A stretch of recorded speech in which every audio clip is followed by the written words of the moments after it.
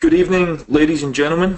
Thank you for joining us this evening for our player development webinar on I'm a Grassroots soccer parent. My name is Billy Wilson. I'm Regional Manager for Player Development for the east of the province. And I'm joined this evening by Bobby Lennox, Manager for Player Development, who will be on hand to answer any questions throughout the course of the evening that you may have regarding grassroots soccer and in particular the content of this evening's webinar.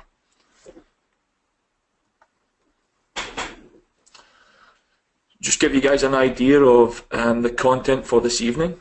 We're going to briefly discuss what long-term player development is, or long-term athlete development if it's outside of soccer.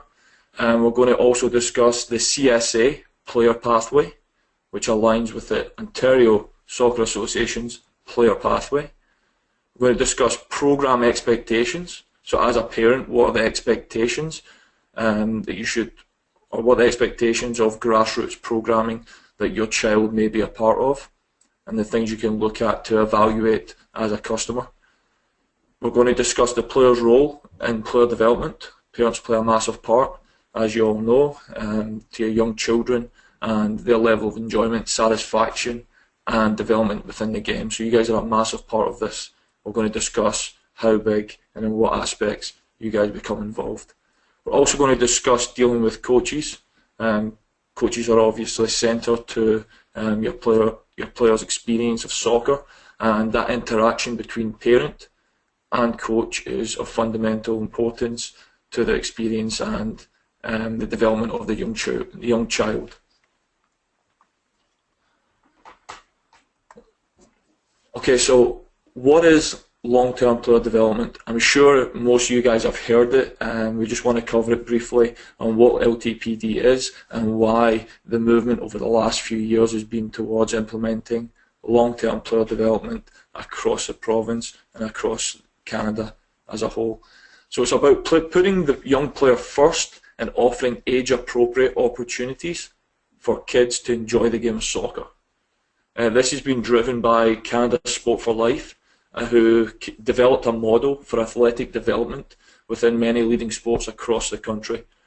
This model has then been adapted by the Canadian Soccer Association as a long-term player development model, and that's something that the OSA and other provinces across the country have put in place at the grassroots level. In essence, long-term player development is a program to guide soccer players through their ages or the age and stage of development of the game. So we're looking at the development training competition based on biological age rather than chronological age. The main reason for LTPD is we're making the game fun. Fun is a major aspect, and it's key when we're teaching our coaching in order to keep players engaged, to enjoy the game and hopefully be involved for life. And we talk about players staying in the game for life. We're hopeful that we produce players who are going to then go on to professional environments, whether it's here in Canada, in the MLS, or perhaps overseas. And also we're looking to produce players for our national team. If we produce a greater talent pool at the younger age groups and we maintain that talent pool, it's more likely that we're going to be able to produce higher quality of players and more players who will be then selected later on for our national team programs. We're also looking to keep players in the game. It could be a collegiate level in the US, perhaps get a free education and pursue a scholarship in the United States or here in Canada. Also, we want to keep kids in the game, or players, adults in the game for life. So Soccer for Life includes recreational leagues, adult soccer, and so forth. And we want to keep these people involved because it keeps them active and obviously adds to a healthier population. They might also go on to coach and referee as they get older. So it's important that this positive experience through the age and stage appropriate coaching and development of the players at a younger age allows them to have an enjoyable experience and hopefully keeps them in the game for life.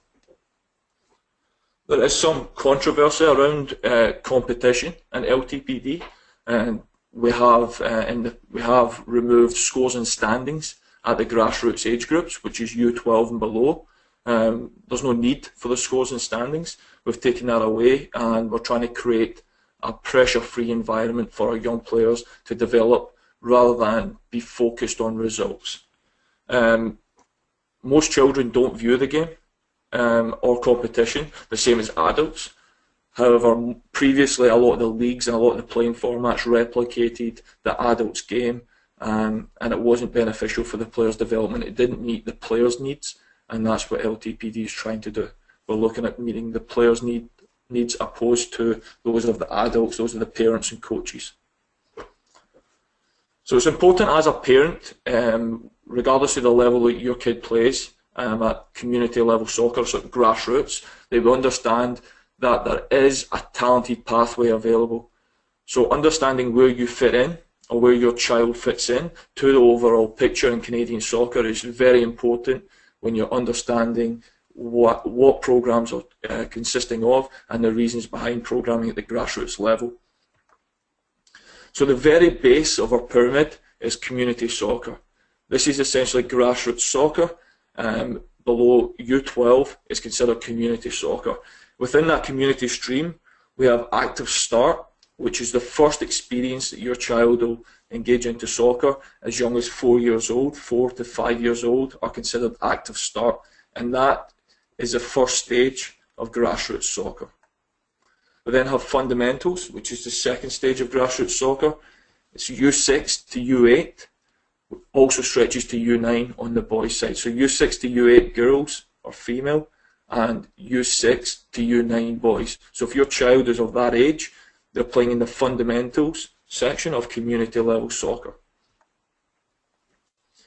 From 9 to 12 on the girls' side, from 10 to 12 on the male side, we call that learn to train. And as you see, it fits into our community level soccer at the very base of our pyramid.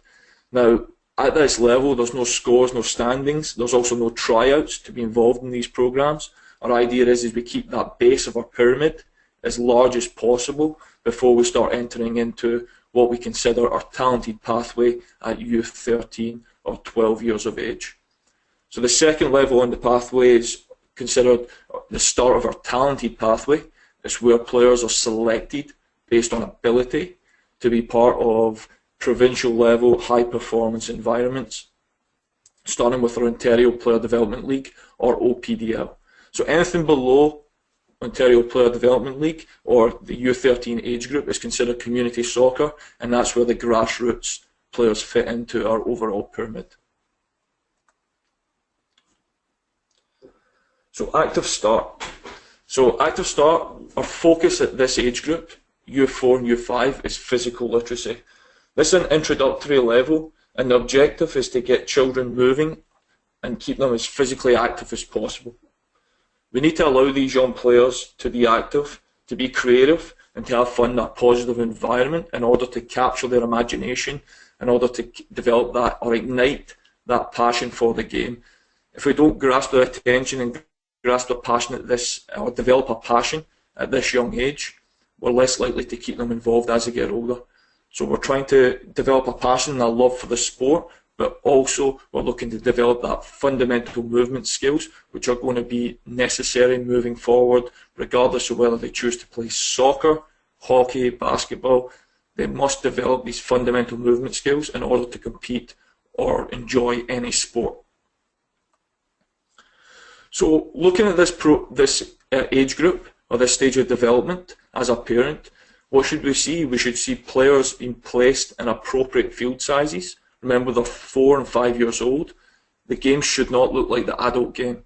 So we're looking at smaller fields, smaller nets, and also smaller balls. So the equipment must be adapted to suit the players in this age category of U4 to U5.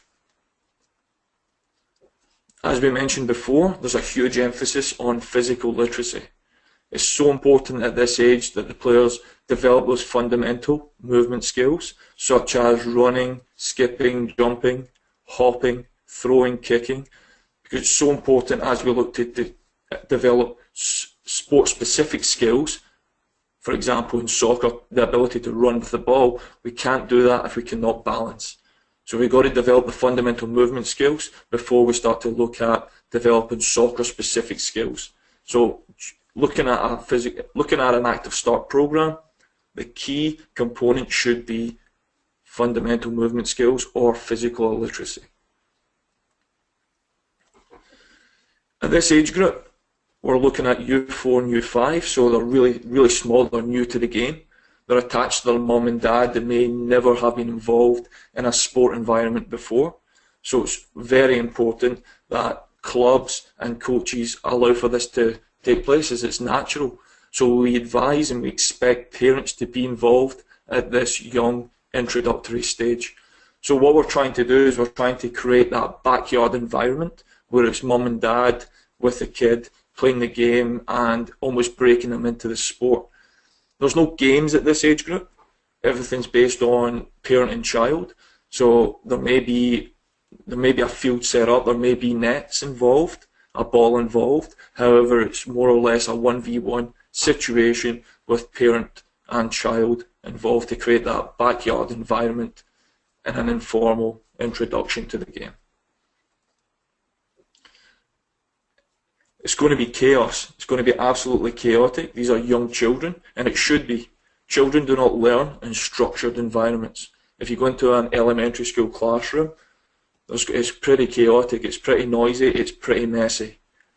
That perfect, pretty practice that we see at the older age groups, that's not applicable to players of this age group.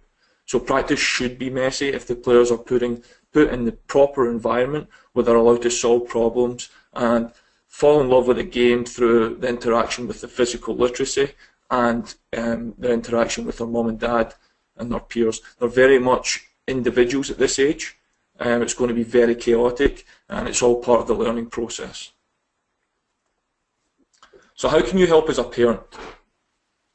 Ensure your child has the correct equipment. Sounds very simple, but children have to show up wearing the correct equipment, including shin guards, the appropriate footwear for the conditions. If it's outside, a proper pair of soccer shoes. Also, things as little as turning up with water, turning up with sun cream in hot weathers, hats, to keep the sun off their face. So it's very important we prepare our kids and provide them with the correct equipment to show up and have an enjoyable experience once they're on the field. Nutrition and hydration. I touched on the hydration before, but it's important that our kids are provided with the correct nutrition before they go out and participate in any physical activity such as soccer. These kids are outside, it's warm, so often humid conditions, especially in the summer, so it's important they have something in their stomach before they go out there and before they participate in any activity. It's also important that after the activity they're also provided with a snack to replenish their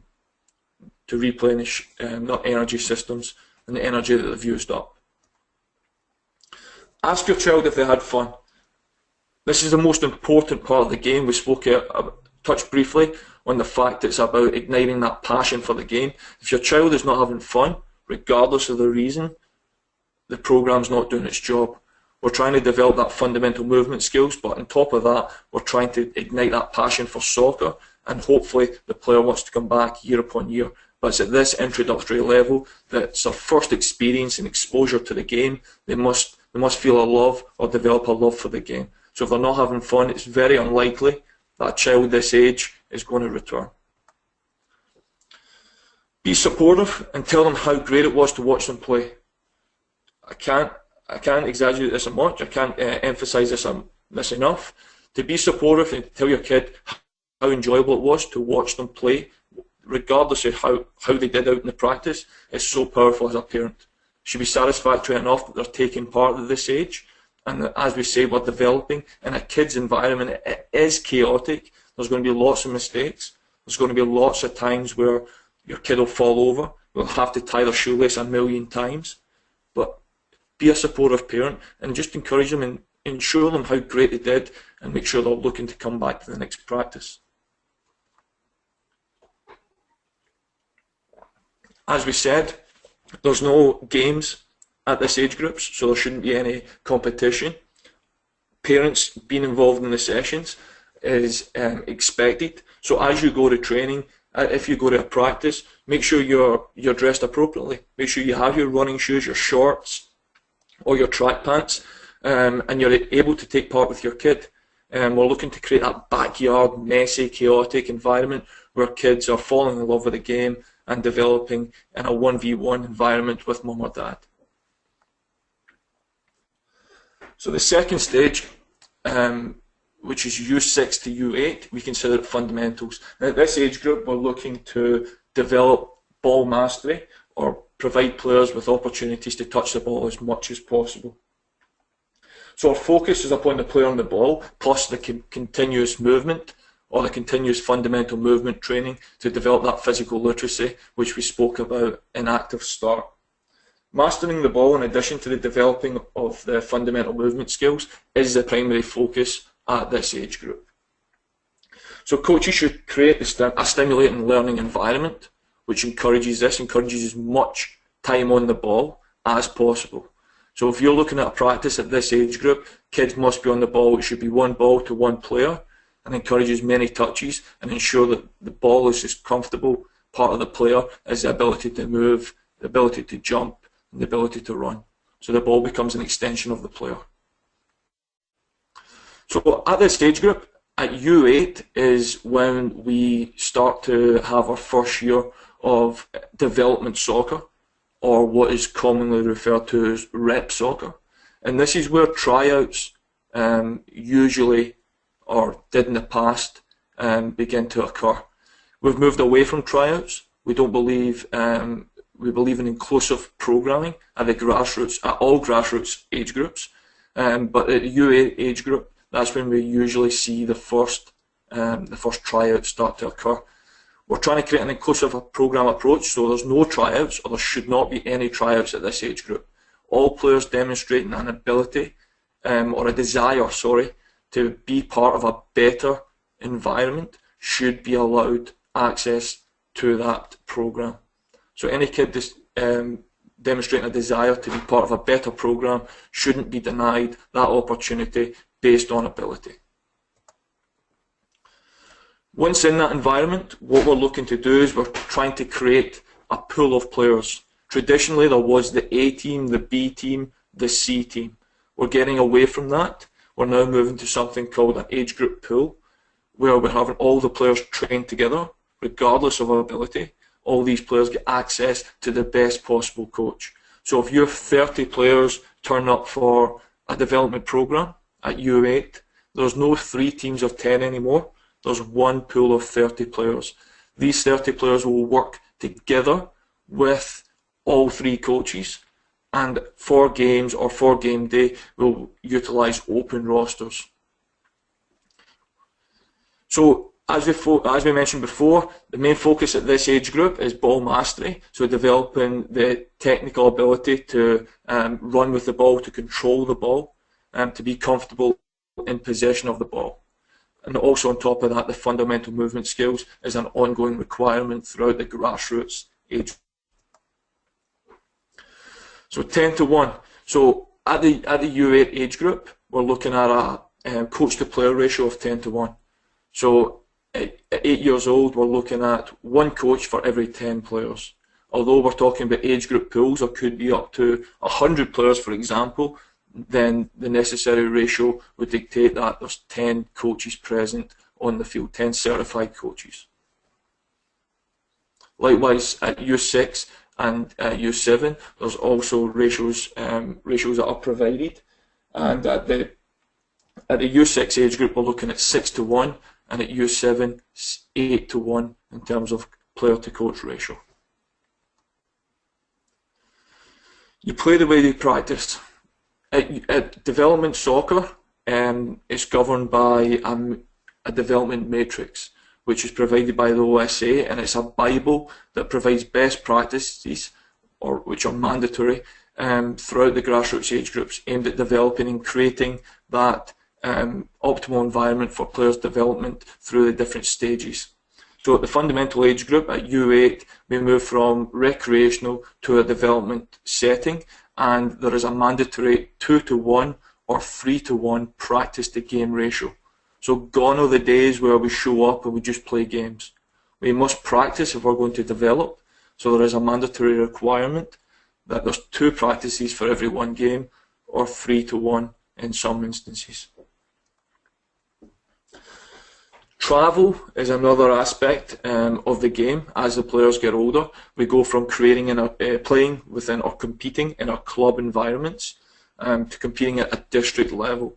So at the fundamental age group, there's no competition outside of our district boundaries. So for example, if you're in Eastern Ontario, you would play within the EODSA, which is the district where your club is geographically located. Players aren't to travel outside the district, and the reason for that is we're trying to keep the costs as low as possible. Kids don't have to travel. There's competition local. Also, kids could spend more time on the field rather than in the car. There's no need to travel 45, 50 minutes if there's teams closer at home that we can compete with on a regular basis and keep the costs as low as possible.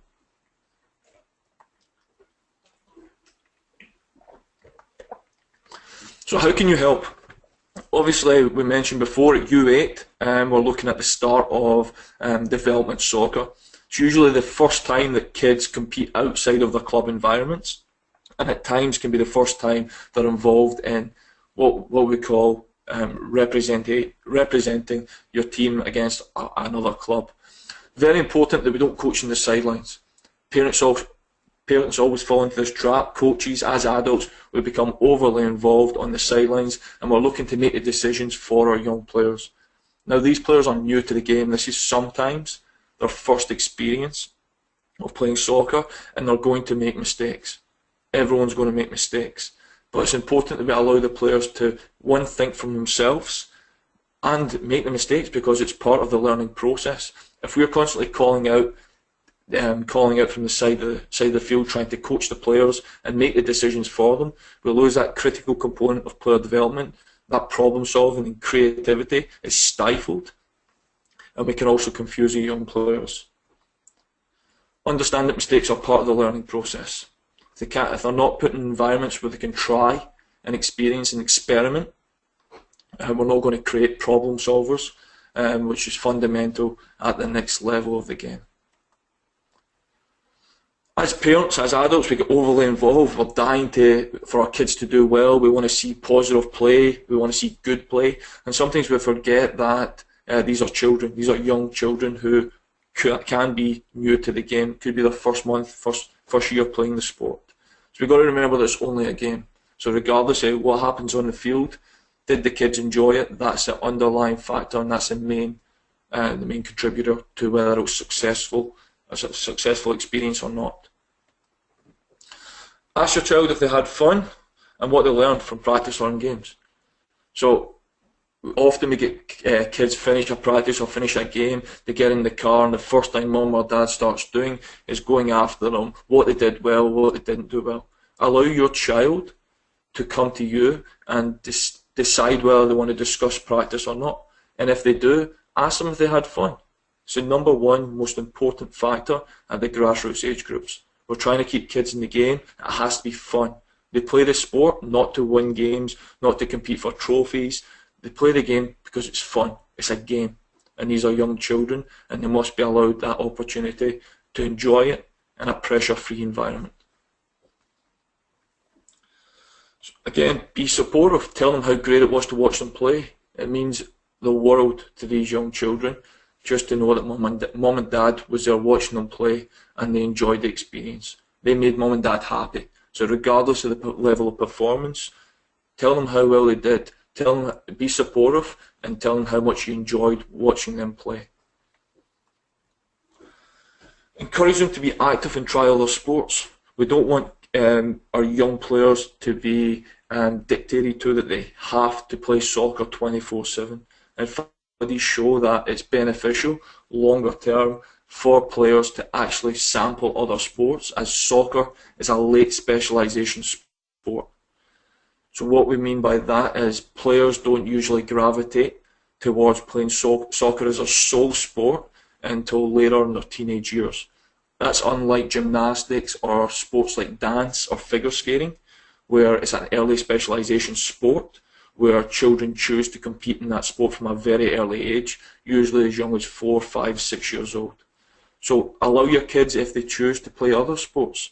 And soccer programs should not dictate that it's a one sport only activity. They can't take up multiple days of your week. That's why the ratio is 2-to-1 in terms of practice to games, or 3-to-1 for soccer development programs. So your club at this age group, you should not be taking up more than 4 days out of your week maximum, allowing children time to go and sample other sports and engage outside of that soccer environment. So learn to train age group. This is the stage where the kind of team concept or game concept really starts to take hold. So players have mastered individual techniques and are ready to put them into the field of play. Players at this age group can start to solve problems in small groups. However, they're still ultra competitive and they're still often pretty selfish at this age. So we've got to take that into consideration when we're evaluating or when we're observing team play. So what we're looking at is we're looking at practices to take more or resemble more of a game. We also want to continue that individual technical work, so mastering the ball, working on individual technique, as well as the fundamental movement skills which we've spoke at throughout tonight, which is present throughout the grassroots age groups. So these are the three critical areas that we're looking at the Learn to Train age group, which is U9 to U12 ages of development, and for the boys it's U10 to U12. Again, it's inclusive programming. There's no tryouts at this age group either. We're looking to maintain the talent pool and keep it as large as possible. So it's an inclusive approach. There's no A, B and C teams. There's one age group at the club, so every kid that wants access to that better environment should be given the opportunity to participate. 4 games are split up on a weekly basis or game by game in something known as open rosters, and that is players are selected and allocated to a game day roster each week or each game. They're not selected to a team at the start of the season based on ability, and that is a team where they're left to play for the remainder of the season. It's one age group, and then for games, teams are selected from that age group on a game by game basis. Again, the game practice to game ratio stays the same. It's 2-to-1 or 3-to-1 throughout the Learn to Train age group. So given the opportunity to sample other sports like before, and also putting that emphasis on the development factor at the practices. Before, we just had teams playing games, constantly playing games, whereas we're missing out on that practice environment, which is fundamental to the development of any sport or any skill set. At the U11 and U12 age group, travel begins to become a little bit more flexible. Teams are permitted to attend 2 memorable events. Now, these memorable events can take place in Canada or in the USA at the U12 age group, and they're allowed 2 of them per season, 2 in the indoor season and 2 in the outdoor season. These events can allow teams to travel across a province to compete outside of their usual environment, and also allow kids to go away and have that weekend away with their team, with their parents, and bond. So that's something that kicks in at the U11 and U12 age group. So to look at the Learn to Train, U9 to U12, we're looking at more games being played at practice, kids being put in game-like situations which resemble small-sided games. We're still not at that adult game yet. We're still using the smaller fields, smaller balls and smaller goal sizes, which are age appropriate for the players who are participating. We're also continuing working on the individual technical skills of the players, as well as the fundamental movement skills, which will aid their ability to compete at the next level as they move forward and into a talented pathway at U13.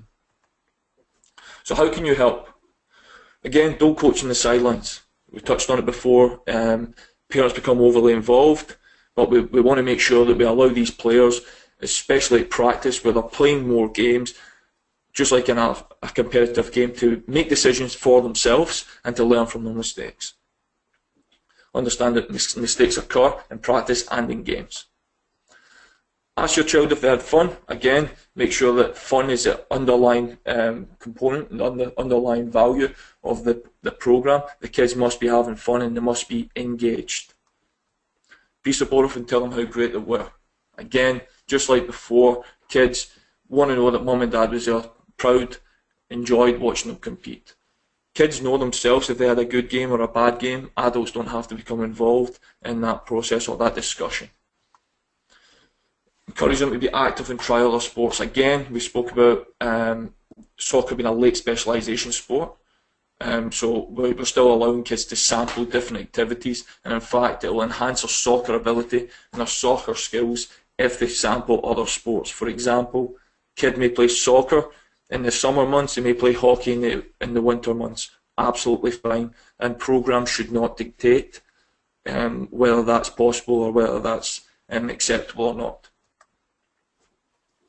So when we look at practices, how can we help and how can we conduct ourselves at practices? What should we be looking for when we're evaluating a program for our child to participate in? So as we discussed, practices are age and stage appropriate. So we looked at the 3 different stages of player development, from active start, fundamentals and learn to train.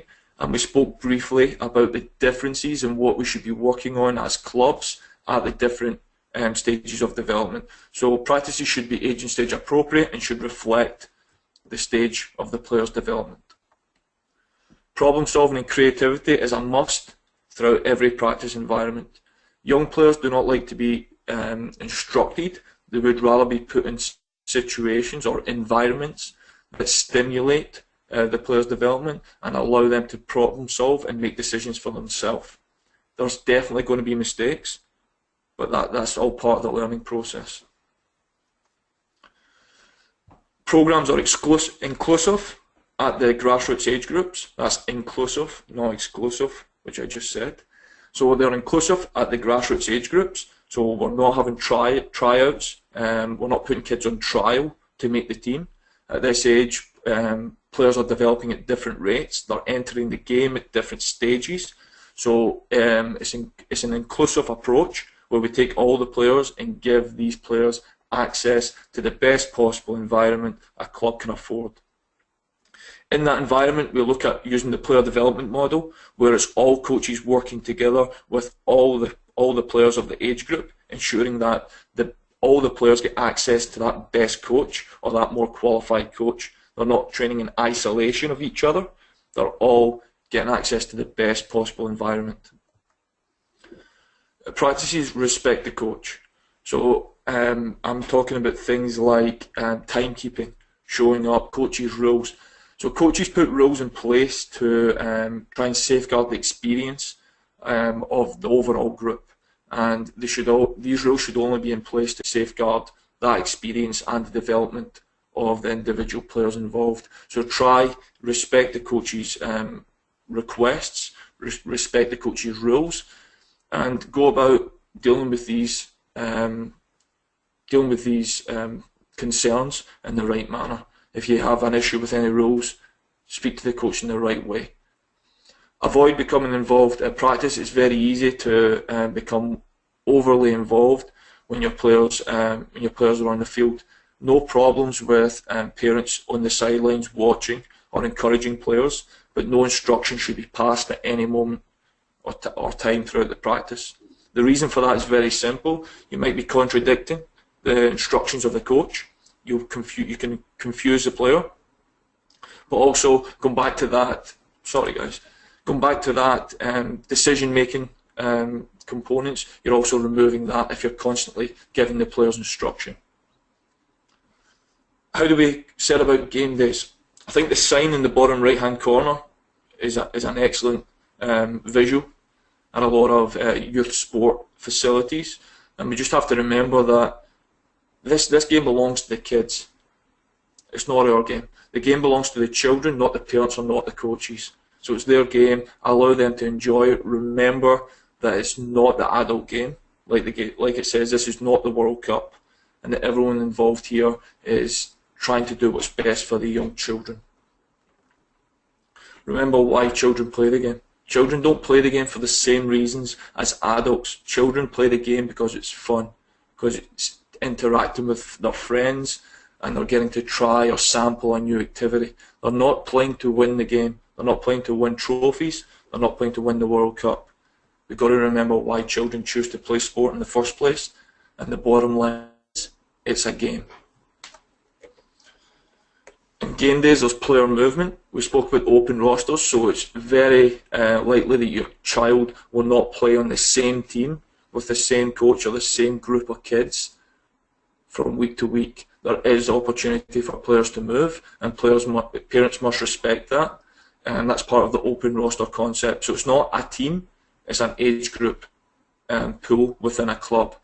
So you could have 30 players in 3 squads, and from week to week, game to game, your child is going to compete in a different squad.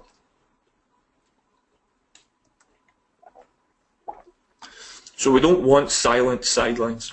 There was an initiative in the United States where they were asking certain sports were asking for silence from our parents. It's not what we're looking for. We're looking for parents to encourage and support the young players and create that positive environment where the players feel supported and they feel loved from the sidelines. However, we don't want to cross that line and start providing instructions to our young players. Allow the coaches and referees to do their jobs. We're all very passionate when it comes to the game of soccer or sport in general, but we must not become overly involved and allow the coaches to go about doing their job in the manner in which they decide. So the same applies for referees. Referees are going to make decisions that you may not agree with, but remember that these referees are often young, up-and-coming referees at the grassroots age groups who are learning just as much as the young players. So give them that opportunity to develop and avoid becoming involved with either coaching the players or disputing calls with the referees. Another important aspect of refraining from being involved with the referees is you're a role model to our young children. We want our young children to demonstrate good sportsmanship from a young age group, from a young age, and this isn't something that just happens overnight. It's a culture. It's like bringing up your child properly. We don't want to set bad examples for our young kids, so we want to stay out the faces of the referees and avoid from any confrontation that may occur on the sidelines. Avoid unwanted discussions. We don't want to discuss the ability of the opposition team, the ability of your child, the ability of his teammates. Anything that's not a supportive and encouraging comment, we try to keep that away from the game. We don't want to talk about or compare players on one team to another or teammates. We need to remember that these are all young children, and again, they play the game because it's fun. They don't play the game to win, and they certainly don't play the game to be evaluated by adults on the sidelines. Rewards and punishments. We really have to be careful when we reward good play and we punish bad play. We don't want to be taking away the iPod or taking away the iPad for a week based on the fact that the kid has a bad game. And it sounds ridiculous, but it does happen. And it's important that we realise that these things aren't doing anything for the benefit of the kid. Likewise, if the kid has a good game, we take him for ice cream. As soon as the game's finished and we walk away, that child is a child. He's no longer a player, and he's certainly not an athlete yet. It's a grassroots soccer game. These are children, and they must be treated accordingly. As soon as they leave the field, we got to treat them or act as parents should in a loving environment. So dealing with coaches, we got to appreciate the fact that coaches, for the most part, are volunteers. Right? They give up huge amount of time because they love the game. They love working with the young children, and they might not be the most qualified coaches out there, but we must appreciate that these ladies and these gentlemen give up huge amount of their time to be with your children and trying their best to create that environment that allows them to be successful. So everyone does have an opinion. Parents have an opinion, coaches, even players have an opinion. But we've got to respect that the coach has given up his time, like we spoke about, and they may have an opinion that's different from yours. And it's about how we go about discussing differences and discussing concerns in the right manner. Goals and expectations are going to help with this. We've got to set our goals and expectations as a group as early in the season as possible. So if you have a new coach, maybe take the time to find out what his opinion is, find out what his goals and expectations are for the season, and also his philosophies. And that will also help as we go forward, any uncertainties that may occur or any issues that come up. You may be able to go back on that relationship, go back in the goals and expectations of the season, so there's less surprises and conversations a lot more comfortable with your coach. As a parent, you can offer your support. A lot of parents have skill sets that even the coach may not have. You may have played the game at a decent level, you may have played the game at a very good level. So you're more than welcome to offer your support to the coach, to the youth club.